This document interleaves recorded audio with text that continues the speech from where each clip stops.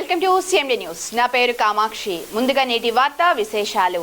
DSC పేరిట కూటమి ప్రభుత్వం మెగా కుంభకోణంకు తెరతీసిందని పలమనేరు మాజీ ఎమ్మెల్యే వెంకటేష్ గౌడ్ విమర్శించారు.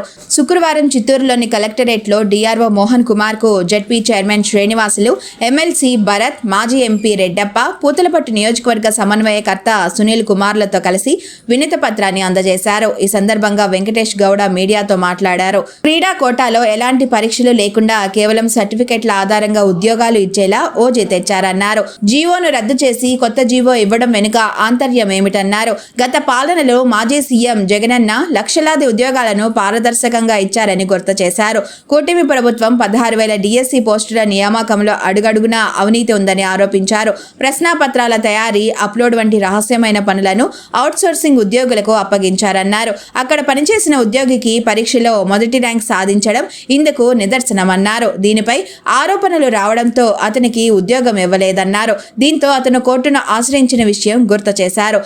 గతంలో మెరిట్ ఫలితాలను కలెక్టర్ కార్యాలయంలో ప్రచురించేవారన్నారు. ప్రస్తుతం అలా ఎందుకు చేయలేదని ప్రశ్నించారు. 2025 నియామక నిబంధనల రూల్ ప్రకారం 20 ప్రకారం మార్కులు, ర్యాంకులు, కట్ ఆఫ్ అన్ని రకాల రిజర్వేషన్లు పరిగణలోకి తీసుకొని మెరిట్ కమ్ రోస్టర్ జాబితా తయారు చేయాలన్నారు. తదుపరి సర్టిఫికెట్ల వెరిఫికేషన్ తర్వాత తుది జాబితా ప్రచురించాలని, కానీ అలా జరగలేదన్నారు.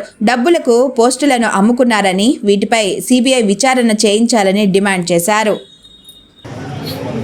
ఎస్ఆర్సీపీ పార్టీ అధ్యక్షులు మా ప్రీతమ నాయకుడు జగన్మోహన్ రెడ్డి గారి ఆదేశాల ప్రకారము ఆంధ్ర రాష్ట్రంలో వైసీపీ నాయకులందరూ కలిసి ఆయా జిల్లాలకు వెళ్ళి జిల్లా కలెక్టర్కు రిప్రజెంటేషన్ ఇస్తూ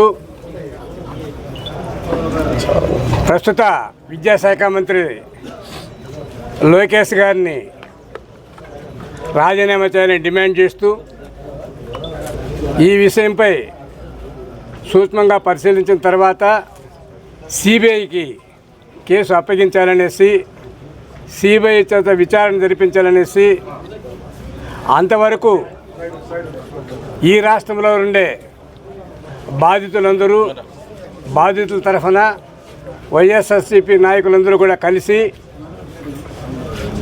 లోకేష్ రాజీనామా చేసేంత వరకు మనము ఆయా నియోజకవర్గాల్లో అక్కడున్న ఆఫీసర్లకు రిప్రజెంటేషన్ ఇచ్చేదే కాకుండా, రిలే నిరాహితులు చేసేదే కాకుండా, అవసరమైతే సత్యాగ్రహం కూడా చేసేదానికి జగన్మోహన్ రెడ్డి గారు ఇచ్చే పిలుపు మేరకు మేమంతా కూడా ఈ దినం చిత్తూరుకు వచ్చి కలెక్టర్ రిప్రజెంటేటివ్ ఇవ్వాలని వచ్చినాము. కలెక్టర్ గారు లేరు. డిఆర్ఓకు మేము మా మాజీ ఎమ్మెల్యేలు, ప్రస్తుత ఎమ్మెల్సీ భరత్ గారు, వెంకటేగౌడ్ గారు, డాక్టర్ సునీల్ గారు, జెడ్పీ చైర్మన్ వాసన్న గారు, అనేక మంది ఈ పడమటి ప్రాంతాల నుంచి చిత్తూరు జిల్లాకు సంబంధించిన వైఎస్ఆర్సీపీ నాయకులందరూ ఇక్కడికి రావడము, మేము ఇచ్చిన రిప్రజెంటేషన్ ఏంటంటే ఎన్సీఆర్టీ వాళ్ళ క్వశ్చన్ పేపర్ తయారు చేయకుండా డిఎస్సికి ఎస్సీఆర్టీ వాళ్ళకి ఇవ్వడము, వీళ్ళకి కావాల్సిన మనుషులు పెట్టుకునేసి ఆడున్న ఆఫీసర్లందరినీ తొలగించేసి వీళ్ళకి కావాల్సిన వాళ్ళు పెట్టుకునేసి, తర్వాత స్పోర్ట్స్ కోటాని ఇంక్రీజ్ చేస్తూ జాతీయ స్థాయిలో సెలెక్ట్ అయిన వాళ్ళకందరికీ వాళ్ళకు ఉద్యోగాలు లేకుండా ఎస్సీఆర్టీలు జిల్లా స్థాయిలో ఇంటర్ డిస్ట్రిక్ట్లో వాటిలో ఇక్కడ లోకల్గా యూనివర్సిటీ వాళ్ళకి సంబంధించిన వాళ్ళకు మెరిట్ లిస్ట్ పెట్టుకొని, అట్లా కాకుండా టీచర్ పోస్టులు ఇచ్చేదానికి కూడా 15 నుండి 20 లక్షల రూపాయలు అప్పటికప్పటికే వసూలు చేసుకునేసి మెరిట్లో ఉన్న వాళ్ళందరినీ తీసేసి డీమెరిట్లో ఉన్న వాళ్ళని సెలెక్ట్ చేసి ఉద్యోగస్తులందరికీ తీరని అన్యాయం చేశారు. కాబట్టి ఈ డిఎస్సి బోగస్ పైన ఈ డిఎస్పి సక్రమంగా జరగలేదు. కాబట్టి ఖచ్చితంగా దీన్ని సిబిఐకి కేసు అప్పగించి ఎంక్వైరీ చేసి ఈ ఎడ్యుకేషన్ మినిస్టర్ లోకేష్ గారిని బర్తరఫ్ చేసేంత వరకు మేము ఈ ఉద్యమాలు చేయడానికి కంకణం కట్టుకున్నాము, నిశ్చయించుకున్నాము. మా నాయకుడి ఆదేశాల ప్రకారం మేము జిల్లా స్థాయిలోనే కాదు తాలూకా స్థాయిలో కూడా మేము నిరాహార దీక్షలు చేసేదని కూడా సిద్ధపడుతున్నాము. ఈ నెల 4వ తేదీ, 6వ తేదీ, 11వ తేదీ కొన్ని ప్రోగ్రాములు పెట్టారు. కాబట్టి ఆ ప్రోగ్రాముల ప్రకారం మేమంతా యాక్ట్ చేసేదానికి సిద్ధంగా ఉన్నామనేసి మేము మరీ డిమాండ్ చేసేది ఏమంటే ఆయన రాజీనామా చేస్తే బాగుంటుంది. మా మా ఆందోళన మేము విరమించుకుంటాము. ఆయన రాజీనామా చేసేంత వరకు మా ఆందోళన కొనసాగిస్తూనే ఉంటామని ఈ సభామూలకంగా మీకు అందరికీ చిత్తూరు జిల్లా నుండి వచ్చిన మీడియా ప్రజలకు, పత్రికా విలేకరులకు వినయపూర్వకంగా విన్నవించుకుంటున్నాం. Thank you. పత్రికా సోదరులందరికీ కూడా నమస్కారం. మెగా డిఎస్సి అని నోటిఫికేషన్ ఇచ్చి పరీక్షలు కండక్ట్ చేసినటువంటి ఈ ప్రభుత్వం లాస్ట్కి దాన్ని పెద్ద దగ డిఎస్సిగా మార్చేసినటువంటి తరుణంలో ఈరోజు మా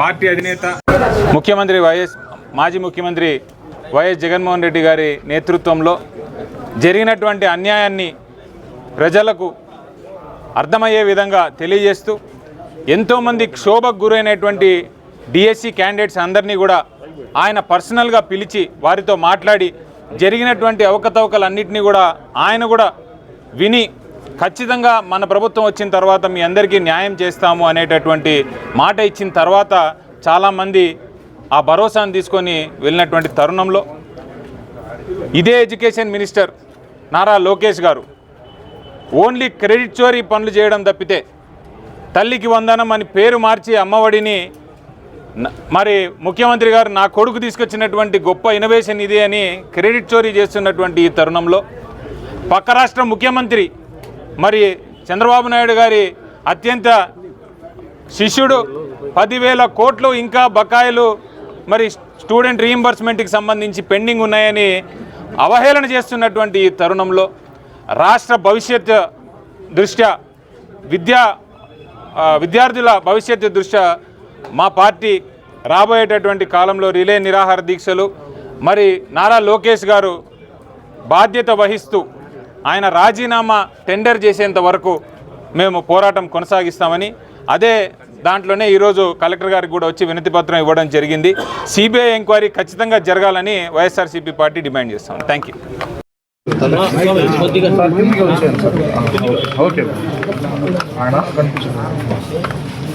మెగా డిఎస్సి అన్నది జాగ్రత్తగా రూపొందించినటువంటి కుంభకోణంగా గుర్తించినటువంటిది.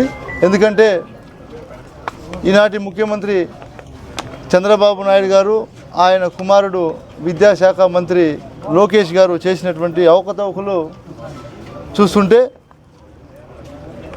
నారా లోకేష్ గారు రూపొందించినటువంటి ఒక చీకటి కుట్ర, దీనివల్ల అర్హులైనటువంటి వారి అభ్యర్థులు జీవితాలు నాశనమైనటువంటి సంఘటన ఈ ఆంధ్ర రాష్ట్రంలో మనం చూసాం. ఎందుకంటే ఎవరైతే గతంలో ఎప్పుడూ కూడా ఫస్ట్ మెరిట్ లిస్టు డిస్ప్లే అయ్యేది, ఎప్పుడూ కూడా డిఎస్సి ప్రక్రియలో మెరిట్ లిస్ట్ని డిస్ప్లే చేసి ఎవరు మెరిట్ వచ్చారు, ఎవరు లాస్ట్ లిస్ట్లో ఉన్నారు, ఎందువల్ల వాళ్ళకి ఉద్యోగాలు వచ్చాయి, వీళ్ళకి ఉద్యోగాలు రాలేదు అని ఒక డిస్ప్లేలో ఆన్లైన్లో కనిపించే విధంగా డిఎస్సి జరిగేది.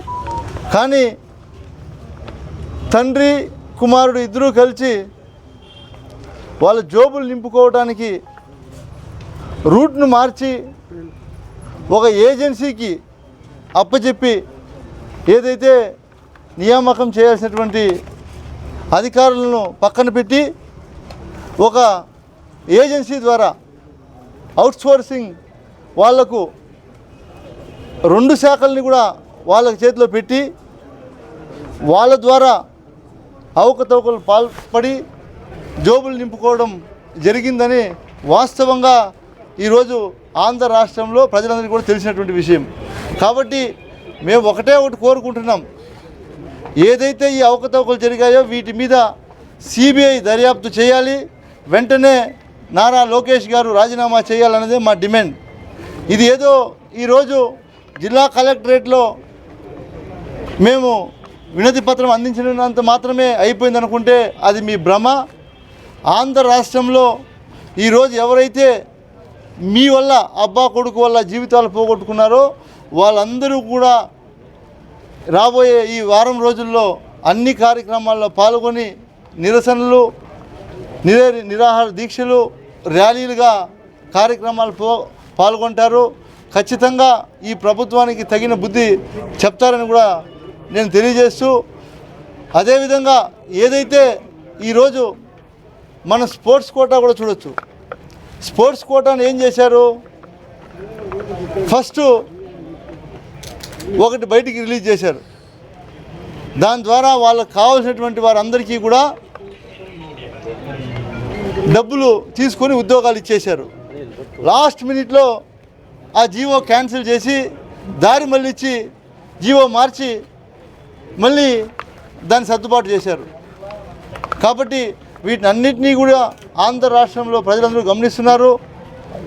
ఖచ్చితంగా అబ్బా కొడుకు భరతం పట్టే రోజులు దగ్గరలో ఉన్నాయని తెలియజేస్తూ, ఇప్పటికైనా మేము ఉద్యోగస్తుల్ని, ఈ ఆంధ్ర రాష్ట్రంలో ఉన్నటువంటి ఉద్యోగస్తుల్ని కోరుకోవటం ఒకటే, వైఎస్ఆర్ కాంగ్రెస్ పార్టీ తరపున మేము కోరుకోవడం మిమ్మల్ని ఒకటే, జగన్మోహన్ రెడ్డి గారు ముఖ్యమంత్రిగా ఉన్నప్పుడు మీకు ఎంత మంచి జరిగింది అని ఒకసారి గుర్తించండి.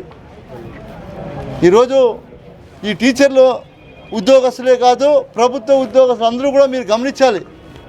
ఈరోజు టీచర్లకు జరిగిందే రేపు ఇంకొక శాఖలో కూడా జరుగుతాయి.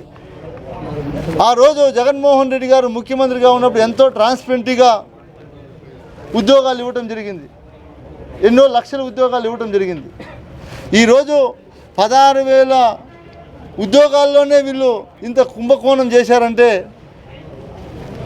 ఇంతకన్నా దౌర్భాగ్యం ఇంక ఉంటుందని కూడా మేము, అసలు చాలా దౌర్భాగ్యమైనటువంటి పరిస్థితి ఈ ఆంధ్రప్రదేశ్లో చంద్రబాబు నాయుడు గారి పాలనలో జరుగుతుందని కూడా మేము తెలియజేస్తున్నాం. ఇంకా మరీ ముఖ్యంగా ఈ రాష్ట్ర డిప్యూటీ సీఎం పవన్ కళ్యాణ్ గారికి కూడా మా విన్నపం ఏమంటే, మీరు వాళ్ళ మాయలో పడి ప్రశ్నిస్తా అనే పదానికి అర్థం లేకుండా పోయే విధంగా మీరు ప్రవర్తిస్తున్నారు అని కూడా నేను పవన్ కళ్యాణ్ గారిని నేను కోరుకుంటున్నా. అసలు ఏం జరిగింది, ఇప్పటికైనా మీరైనా దీని మీద శ్రద్ధ పెట్టి అసలు పరిశీలన జరిపి ఇప్పటికైనా తప్పు జరిగితే వాళ్ళను ప్రజల ముందుకు తీసుకొచ్చి క్షమాపణ చెప్పించాల్సిందిగా నేను పవన్ కళ్యాణ్ గారిని కూడా కోరుకుంటూ, ఇక్కడికి విచ్చేసినటువంటి మీడియా సోదరులందరికీ కూడా పేరు పేరున ధన్యవాదాలు తెలియజేస్తా ఉన్నాను. ముఖ్య గమనిక, మా హాస్పిటల్ నందు డాక్టర్ ఎన్టీఆర్ వైద్య సేవ అందించబడెను. పేదలందరికీ ఆధునిక వైద్యం చేయబడెను. Malini Devi multi speciality hospital, Christian Peta, 5వ line, Kavali. Doctor Guttipati Malini Devi MBBS MS OBGY కాన్పులు మరియు గర్భకోశ వ్యాధి నిపుణులు. మాలినీదేవి మల్టీ స్పెషాలిటీ హాస్పిటల్ నందు అందించు వైద్య సేవలు: సాధారణ కాన్పులు, సిజేరియన్లు, లాప్రోస్కోపిక్ ద్వారా గర్భసంచికి సంబంధించిన ఆపరేషన్లు, ట్యూబెక్టమీ, పిల్లలు లేకుండా operation, high risk pregnancy, ectopic pregnancy మరియు గర్భసంచి నీటి బుడగలు, గర్భసంచి జారిన ఆపరేషన్లు, రొమ్ముగడ్డలకు చికిత్స, నెలసరి ఇబ్బందులకు చికిత్స, మెనోపాజ్ సమస్యలకు చికిత్స చేయబడును. స్త్రీలకు సంబంధించిన అన్ని సమస్యలకు చికిత్స చేయబడును. Doctor Battina Narendra Babu MBBS MS general and laparoscopic surgeon.